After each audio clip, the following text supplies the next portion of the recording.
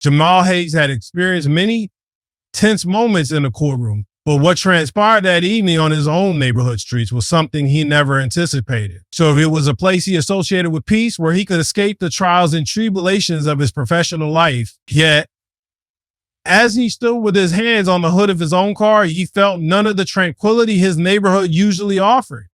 As he complied with Officer Karen Michaels' demand, Jamal's thoughts raced back to earlier that day in court. He had presided over a contentious case, one that had attracted widespread media attention. It involved a complex dispute between a multinational corporation and a group of low-income homeowners fighting against a hazardous waste facility being constructed near their community. Jamal's ruling, which halted the construction and demanded further environmental evaluations, was hailed as a victory for justice and the rights of marginalized communities. His decision had been meticulously crafted, ensuring that both the letter and spirit of the law were upheld. But now the same legal acumen and steadfastness he wielded in the courtroom were meaningless. Standing in his tailored gray suit, Jamal was no longer Judge Hayes, the respected jurist who commanded attention, intention, and deference. He was just another suspect, another black man subjected to the prejudices, assumptions of a system he had dedicated his life to improving. Stay still, Officer Michaels barked, as if addressing a dangerous felon instead of a law-abiding citizen. Her hand never left the holstered weapon at her hip, an unspoken reminder of the power imbalance between them. Jamal clenched his fists, willing himself to stay composed. One wrong move, one misinterpreted gesture, and the situation could spiral out of control. So mind if I ask what you were doing out here? She sneered, feigning politeness. We don't usually see cars like this around these parts at night. Jamal took a deep breath before responding. I was heading home after a long day of work. Officer, so I lived just a few blocks down. He nodded toward the corner where the street lights cast a soft glow over the grand houses. Their careful quality tents are housing the quiet cul-de-sacs that branch off into a network of seemingly safe spaces. The irony was not lost on him. He had chosen this neighborhood precisely because it was supposed to be a refuge. So he had worked tirelessly to afford a life here, believing that success would shield him from the biases and assumptions that plague other parts of society. Yet here he was being treated like an intruder in his own domain. Officer Michaels eyed him skeptically. And what kind of work do you do? She asked, her voice dripping with disbelief. It wasn't just a question, it was a challenge. I'm a judge, Jamal replied evenly, refusing to let his voice betray the simmering anger beneath his calm facade. For a split second, the surprise flickered across Michael's face, but it was gone as quickly as it appeared. A judge, in a suit like that, driving a car like this, I suppose you just came from ruling on some important case. She laughed, the sound sharp and derisive. Yes, as a matter of fact, I did. Jamal said, his gaze steady. And if you like to confirm, I'd be more than willing to provide my ID and badge number. But Officer Michaels didn't seem interested in verification. She continued her search, tossing aside his belongings with an air of contempt. So don't move, she snapped before striding back to her patrol car to run his plates.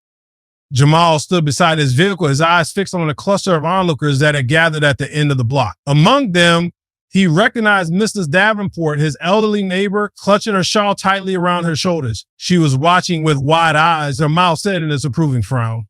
Next to her, Mr. Clark, Mr. retired school teacher, who always waved when Jamal drove by, looked on with a mix of shock and uncertainty. The humiliation of the moment gnawed at Jamal. These were people he exchanged pleasantries with every morning. To people who knew him as a neighbor, not a suspect. Yet now, they were witnessing him treated like a criminal, a dangerous element who didn't belong. Finally, Officer Michaels returned, her expression sour. Seems like everything checks out, she muttered, as if begrudgingly conceding his innocence. Is that all, officer? Jamal asked, striving to keep his tone measured. You're free to go, she said curtly. But as Jamal reached for his car door, she leaned in close, her eyes narrowed. But next time, be careful where you drive at night. Don't want any misunderstandings. Jamal met her gaze squarely. I'll keep that in mind, he said, his voice low but firm. So he got back into his car, the leather seat cool against his back. Taking a deep breath, he gripped the steering wheel, his knuckles whitening. He sat there for a moment, willing the tension to drain from his body. Slowly, he glanced in the rearview mirror. The onlookers were beginning to disperse, but the image of their faces, curious, judgmental, and perhaps even a little afraid, was seared into his memory. Jamal knew he could file a complaint. He could leverage his position, make calls, demand accountability. But would it matter? Would it change anything? As a judge, he had the power to shape lives, to interpret the law in ways that could alter the course of history. But in that moment, sitting in the driver's seat of his own car, Jamal felt powerless because the law, the system he believed in, that he fought for, wasn't designed to protect people like him from situations like this. So with a sigh, he put the car in gear and drove off slowly, the taillights of his sedan casting long shadows on the empty street. Tomorrow, he would don his robe, take his place on the bench, and continue his work. But tonight, in the solitude of his car, the raw sting of injustice lingered, a harsh reminder that even those who upheld the law could be betrayed by it. As he turned onto his street and pulled into his driveway, the quiet of his home enveloped him. And he stepped out of the car, glanced around the familiar surroundings, and for the first time felt like a stranger in his own neighborhood. After what felt like an eternity, Officer Karen Michaels returned, her demeanor unchanged. "Everything seems clean," she muttered, though the sarcasm still dripped from her voice. "But I'm going to need to take you down to the station to clear this up." The words hung in the air, heavy and absurd. Jamal felt a sharp jolt of disbelief course through him. "To the station? On what grounds?" he demanded, his voice low but firm. He had expected the situation to end with her realizing her error, not escalate to an unwarranted arrest. She crossed her arms defiantly, her eyes flashing with a defiance fueled by a mix of arrogance and insecurity. "And I don't like your attitude," she snapped, stepping closer, as if challenging him to resist. "And something about this just doesn't sit right with me. We'll figure it out down." Jamal clenched his jaw, forcing himself to remain calm, but there was a limit to his patience. "Officer, I've complied with everything you've asked. There's no reason for this to go any further. I advise you to think carefully before you make a serious mistake," he warned, his tone measured but edged with the authority of someone who knew the law inside and out. Michaels let out a sharp, mocking laugh. "A mistake? You think you can tell me what to do?" "Get in the car." Jamal exhaled slowly, feeling the weight of the injustice bear down on him. He had worked his entire career defending the law, and now that same law was being twisted against him by someone who had sworn to you uphold it. Enough was enough, huh? Without another word, Jamal pulled out his phone and dialed a number. Officer Michaels watched, her expression shifting to one of disdainful amusement. "Charlie, someone to bail you out?" she sneered, her lips curling into a smirk. "Go ahead." Jamal didn't respond. He made the call, his voice calm, speaking in quiet, clipped tones that hinted at a restrained intensity. The conversation was brief, and when he ended the call, he turned to her, his gaze unwavering. "Phillips, I suggest you wait here for a few minutes," he said, slipping his phone back into his pocket. So Michael's eyebrows shot out. "Is that a threat?" she demanded, her hand inching closer to her holstered weapon. "No," Jamal replied, meeting her stare even. "It's a warning." Before Michaels could respond, the sound of another car pulling up broke the tense silence. So both turned to see a sleek, unmarked vehicle glide to a stop behind her patrol car. The vehicle bore the discreet emblem of the city's police department, and a dark suit stepped out, his movements brisk and purposeful. Even from a distance, the urgency in his stride was palpable. So the man approached, his face set in a stern frown. "Michaels, what exactly are you doing?" he demanded, his tone sharp. Michael's confidence wavered. "Just doing my job, sir," she replied, but her voice had lost some of its earlier bravado. The man's eyes narrowed, his gaze flicking from her to Jamal, then back to her. "Do you have any idea who this is?" he asked, his voice dropping to a low, dangerous tone. Michaels blinked, visibly taken aback. "He's the suspect in a possible stolen vehicle case," she stammered, glancing uncertainly at Jamal. The man shook his head, a look of incredulity crossing his features. "This is Jamal Hayes," he said slowly, enunciating each word as if speaking to a child. "One of the most respected judges in the state, and you just unlawfully detained him." Michael's face went white. The gravity of her mistake seemed to hit her like a physical blow. I didn't know, I thought." "You didn't think?" the man snapped, his voice hard as steel. "You saw a black man in a nice car and assumed the worst? This isn't just a misunderstanding, Officer Michaels. This is racial profiling." Jamal stood silently, watching the exchange. He had been wronged, humiliated even. For more than that, he had seen the ugly underlay of the system he was supposed to represent, the deeply entrenched biases that could turn an innocent evening drive into a nightmare. Michaels turned to Jamal, her expression a mix of fear and regret. I'm so sorry, sir. She stuttered, her voice barely more than a whisper. I didn't realize. She didn't realize who I was. Jamal finished quietly, his gaze flipped. That shouldn't matter. The way you treated me, the assumptions you made is unacceptable, no matter who I am. So the man in the suit nodded sharply. Judge Hayes, we're going to handle this immediately. So Officer Michaels will face disciplinary action for her conduct. You have my word. Jamal looked at Michaels, taking a panic in her eyes. You could see the realization dawning, the understanding that her life could be irreparably damaged by what she had done. But more than that, he saw something else, an opportunity. Disciplinary action, Jamal repeated slowly, considering. That's a start, but it's not enough. The man looked taken aback. Sir? Jamal's gaze never left Michaels. I'm not interested in ruining her life. What I want is for her and others like her to understand why this happened, to learn from it. I want training, community outreach, and concrete steps taken to ensure that this never happens again to me or anyone else. Michaels blinked, stunned. You're not going to press charges. Jamal sighed softly. What would that accomplish? You'd be replaced and the cycle will continue. I want real change, not just a scapegoat. The man in the suit nodded slowly, a look of respect crossing his face. Judge Hayes, I'll make sure your request is honored. We'll implement new training protocols for the entire department. Jamal inclined his head slightly. See that you do. With that, he turned and got back into his car, the leather seat creaking softly under him. He took a deep breath, letting the tension slowly drain from his shoulders. He glanced once more at Officer Michaels, whose shoulders had slumped in defeat, her eyes fixed on the ground. Now remember this moment, Officer Michaels, he said quietly, and use it to be better. Then he started the car, pulled away slowly, and left the scene behind him. As he drove through the quiet streets of his neighborhood, he couldn't help but think about the system he'd spent so long defending.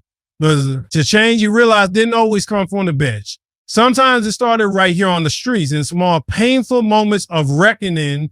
And as the evening deepened, the street outside Jamal's home grew quieter. The soft tune of crickets filled it ran. The rustling leaves created a gentle, lulling rhythm. He sat alone in his study, staring out the window. The world outside appeared so peaceful, but he knew the truth. The surface cone could be shattered in an instant by suspicion, fear, or hatred. So he leaned back in his leather chair, the glow of his desk lamp casting long shadows across the room. Tonight, he wasn't just a judge. He was a man forced to confront the very prejudices he spent his life challenging. It's a bit more. You know, I mentioned this thing is life challenging.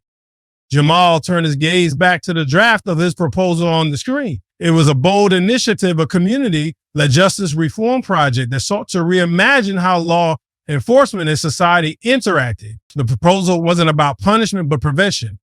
He envisioned a comprehensive plan that was saying include not just anti-bias training, but also community cultural education and forums where officers and residents could share the stories face to face. He wanted to break down the walls of mistrust that had been built over generations, one conversation at a time.